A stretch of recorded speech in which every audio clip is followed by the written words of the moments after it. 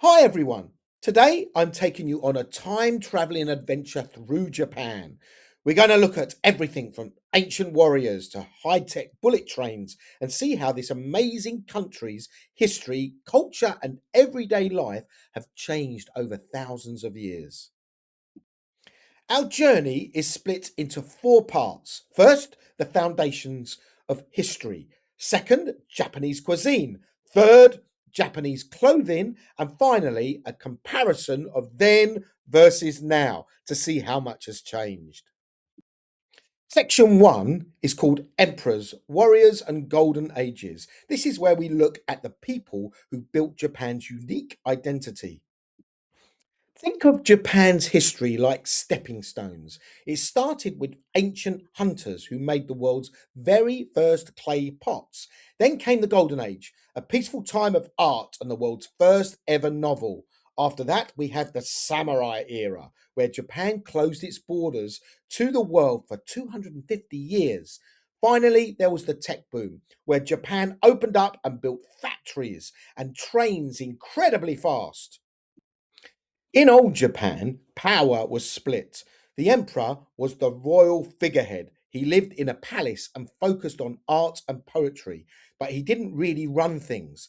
The real boss was the shogun, the chief military leader.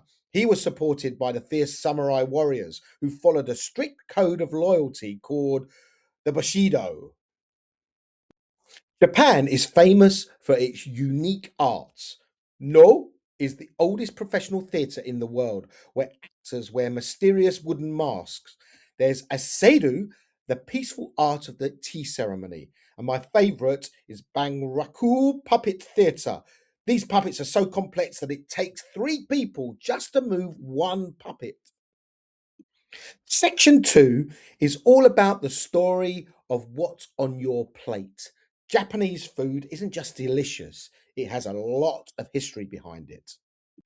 Let's look inside this bento box. The rice is the heart of every meal. They've been farming it for 2,000 years.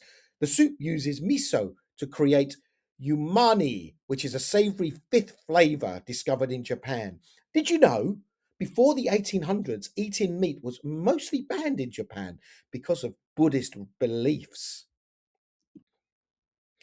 You might think sushi was always fancy, but it actually started as a quick, cheap snack sold on the streets of Tokyo.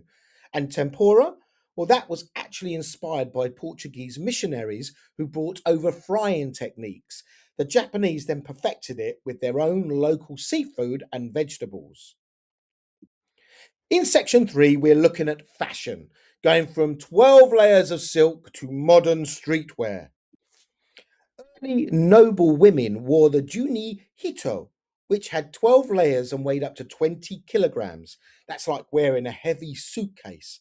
Later, they invented the straight line cut, which wasted no fabric. The modern kimono is tied with a belt called an obi. If the robe was too long, they just tucked it in at the hip in a fold called the osh, ohashori. Ohashori. There are two main types. The kimono is made of heavy silk, has many layers, and is very expensive. It's for formal events like weddings.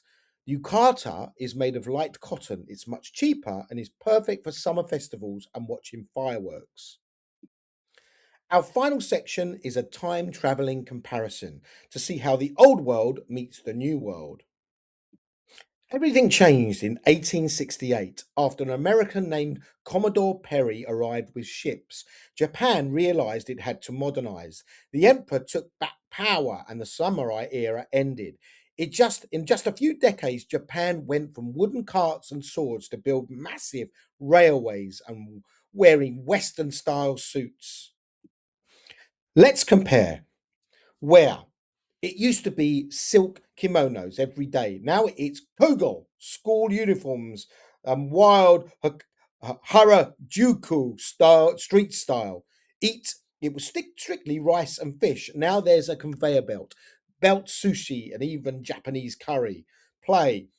People used to watch quiet, no theatre. Now it's all about action packed anime and manga and video games.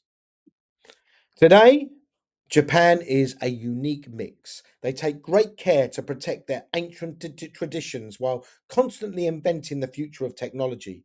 So, next time you eat a sushi or play a Nintendo game, remember the thousands of years of history that made it possible. Thank you.